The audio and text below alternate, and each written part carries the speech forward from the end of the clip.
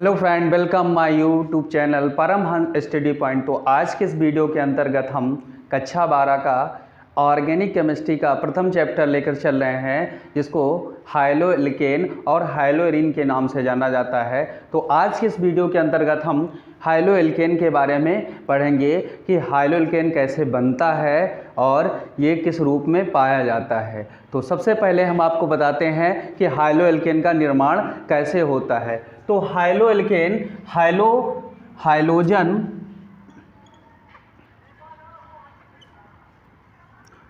तथा एल्केन के संयोग से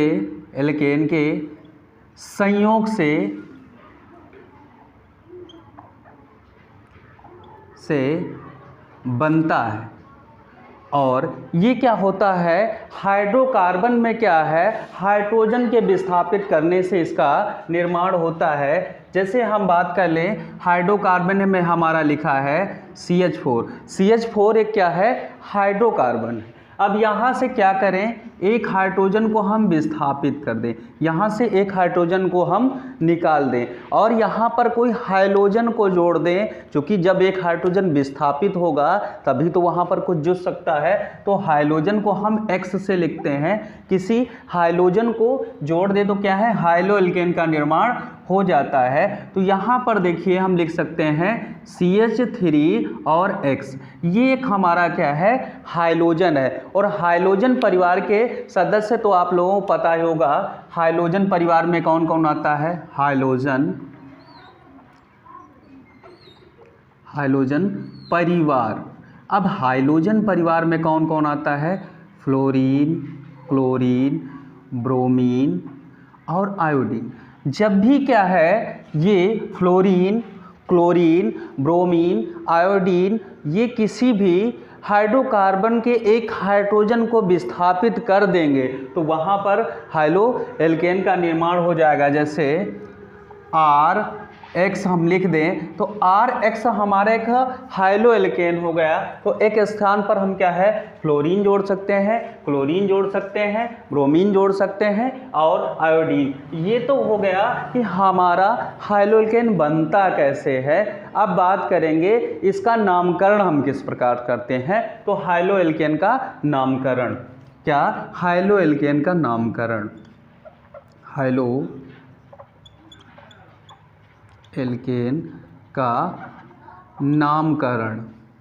हाइलोएल्केन का नामकरण।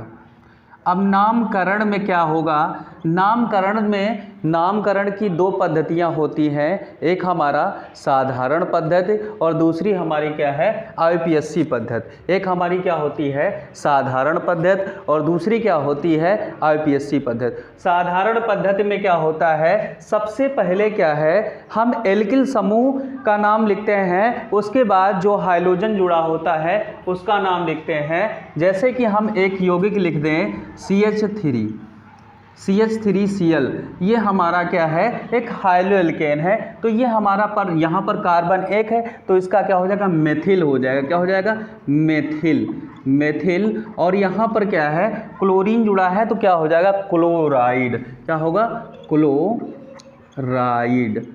तो इसका ये हमारा क्या है, साधारण नाम क्या हुआ, मेथिल क्लोराइड। ये क्या है, साधारण नाम है।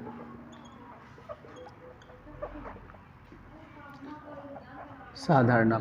अब बात करेंगे IUPAC नाम हम हाइलोएल्केन का कैसे लिखते हैं। तो IUPAC नाम में क्या किया जाता है, हाइड्रोजन को हम क्लोरो,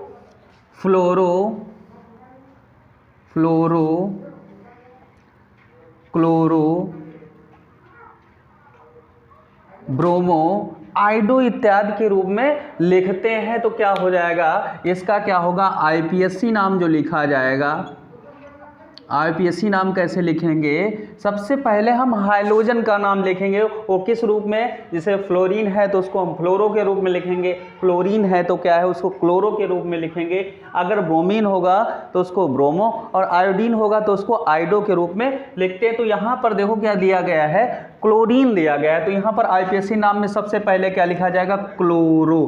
क्या लिखा जाएगा, क्लोरो। उसके बाद क्या है, जितने नंबर का हाइड्रोकार्बन है या जितने नंबर का हम कह सकते हैं हाइड्रोकार्बन लिया गया है, तो यहाँ पर कार्बन की संख्या 1 है तो उसके एल्केन नाम को हम लिख देते हैं। तो 1 पर क्या आता है, मेथेन। तो क्या है, 1 कार्बन वाला मेथेन होता तो क्या हो जाएगा, क्लोरोमेथेन हो जाएगा। इसका नाम क्या हो जाएगा, क्लोरोमेथेन। इसी प्रकार से अगर दूसरा हम तत्व ले लें C2H5Br। अब C2H5Br इसका IUPAC नाम किस प्रकार से लिखा जाएगा, अब यहाँ पर लिखा जाएगा ब्रोमीन, क्योंकि क्या है यहाँ हाइड्रोजन परिवार के रूप में ब्रोमीन जोड़ा गया है, तो यहाँ पर क्या लिखा जाएगा, ब्रोमो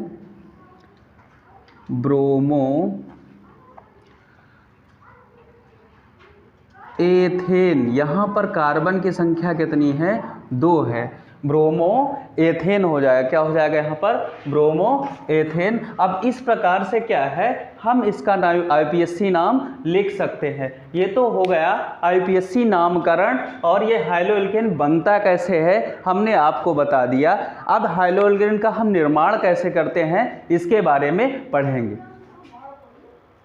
अब बात करेंगे कि हाइड्रोएल्केन का निर्माण कैसे होता है, तो अब आपको हम बताते हैं कि हाइड्रोएल्केन का हम निर्माण कैसे करते हैं। तो सबसे पहले हम बात करते हैं मोनोहाइड्रोएल्केन क्या होता है। मोनोहाइड्रोएल्केन।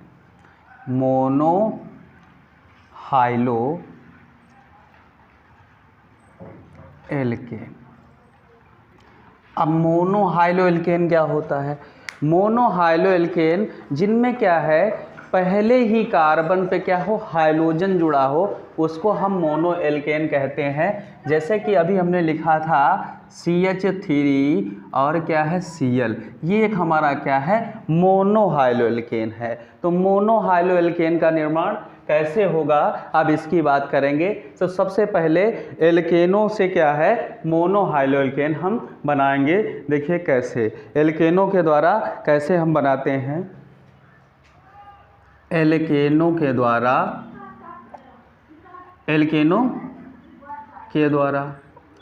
अब एल्केनों के द्वारा, तो एल्केन में हमारा क्या है, जैसे लिखा है CH4, जिसको हम मेथेन कहते हैं। क्या कहते हैं, मेथेन। अब मेथेन ये एक एल्केन है। अब इसकी क्रिया क्या है, किसी हम हाइड्रोजन से करा दें, तो हाइड्रोजन में हम क्या ले लेते हैं, Cl2, क्लोरीन गैस को लेकर, और ये अभिक्रिया हम क्या है, सूर्य के उपस्थिति में करा देते हैं, सूर्य के प्रकाश की उपस्थिति में करा देते हैं। तो यहाँ पर क्या होता है, CH3 और Cl, तो साथ में HCl क्या है, निकल जाता है। तो ये क्या है, हमारा एक मोनोहाइड्रोएल्केन हो गया। ये हो गया। इसी प्रकार से हम क्या ले लें, C2H6, ये हमारा क्या है, एथेन है। ये हमारा क्या है, एथेन है।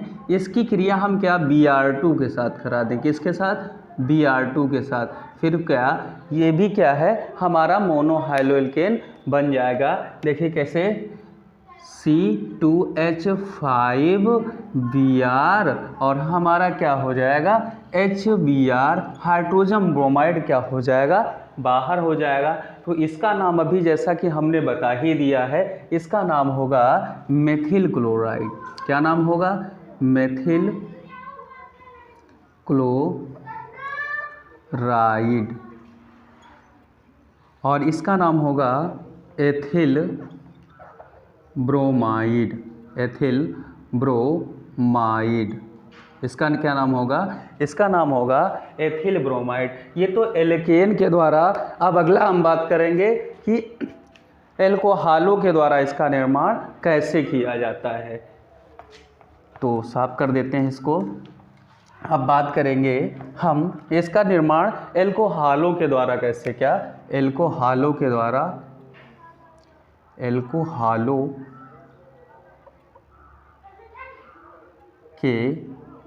द्वारा निर्माण।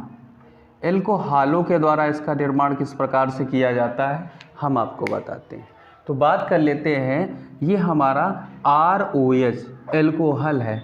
जब इसकी क्रिया हम क्या है, फास्फोरस ट्राइक्लोराइड या फास्फोरस पेंटाक्लोराइड के साथ करा देते हैं, तब हमारा क्या है, मोनो हाइड्रोएल्केन का निर्माण हो जाता है, मोनो हाइड्रोएल्केन का निर्माण हो जाता है। तो यहाँ पर हम पहले क्रिया कराते हैं PCl3 के साथ, किसके साथ, PCl3 के साथ। इसकी अब क्रिया हम PCl3 के साथ जब कराएंगे तो ये बना लेगा R-X और साथ में क्या हमारा बनेगा H3PO4, क्या है H3POO3 होगा, H3POO3 क्या है ये बनाएगा। और साथ में देखिए हमारा क्या बच रहा है, साथ में हमारा क्या बच रहा है उसको इंक्लूड कर दें। तो यहाँ पर देखिए कितना, हम 3 मोल ले लेंगे, कितने, 3 मोल लेंगे, क्योंकि यहाँ पर हाइड्रोजन कितने हैं 3, तो यहाँ पर क्या हो जाएगा 3R का निर्माण हो जाएगा। जैसे हम बात करें